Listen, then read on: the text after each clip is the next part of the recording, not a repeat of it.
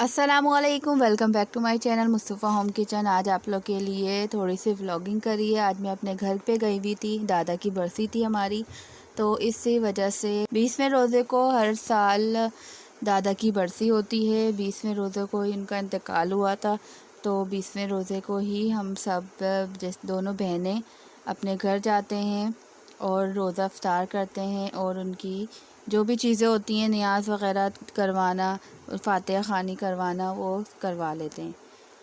और आप लोगों के लिए ये मेरी दादी हैं, इन लोग के लिए बहुत सारी दुआएं करिएगा। इनके अल्लाह पाक हाथ पाँव में जान ताकत दे, इनको सेहत और तंदुरुस्ती अता फ़रमाए।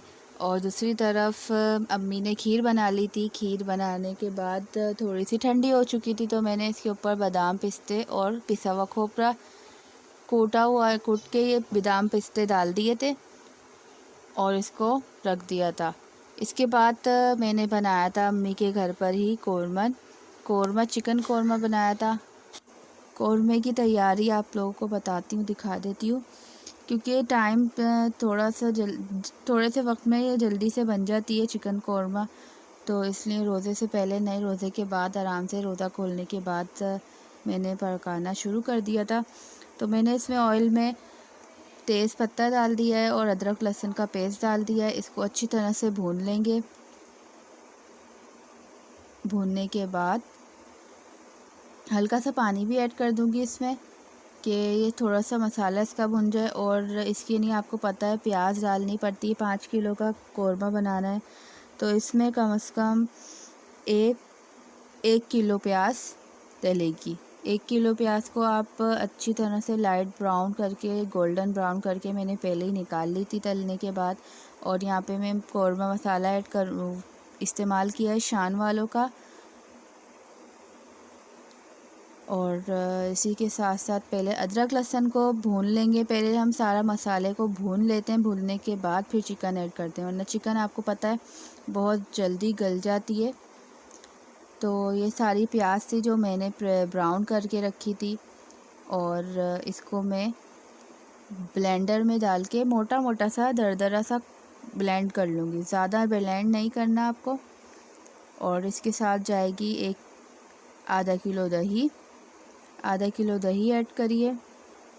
दही और प्याज को अच्छी तरह से पीस लेंगे।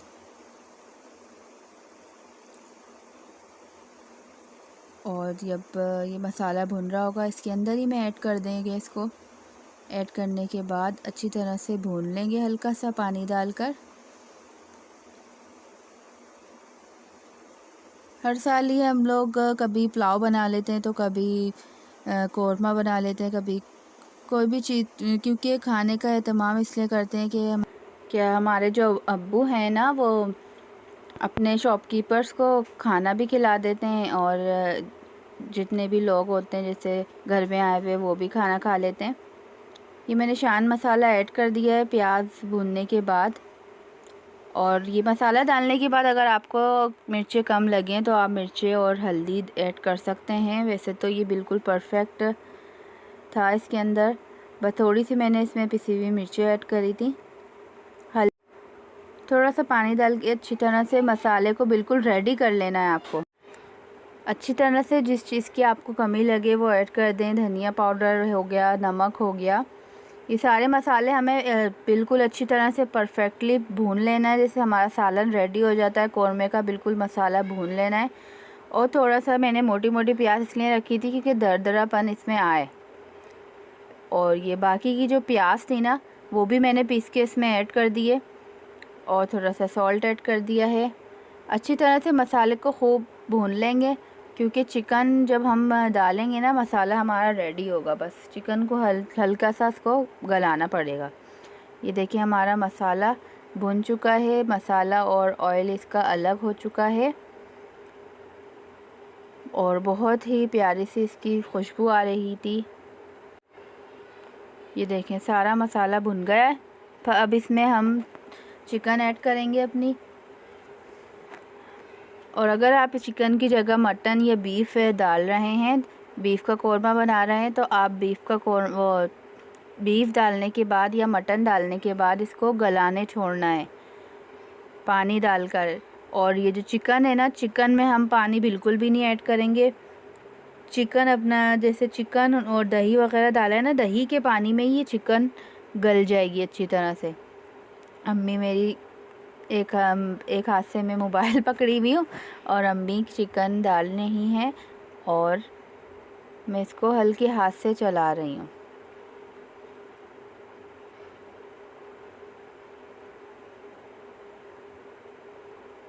आज के दिन यानी 20वें रोज़े के दिन, रोज़े को ही हम महल्ले में भी इफ्तारी बांट देते हैं और रिश्तेदार जो भी आया हुआ होता है अपनी खुशी से घर में, वो हमारे साथ इफ्तार भी कर लेते हैं और खाना भी खा लेते हैं। रोटियां बाहर से मंगा लेते हैं हम लोग।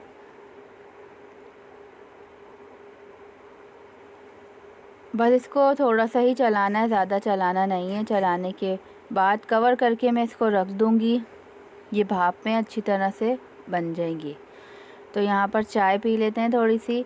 चाय पीने के बाद फिर देखते हैं हमारी चिकन गल गई है अच्छी तरह से। अभी थोड़ी सी कसर बाकी है, तो दोबारा मैं इसको रख दूँगी।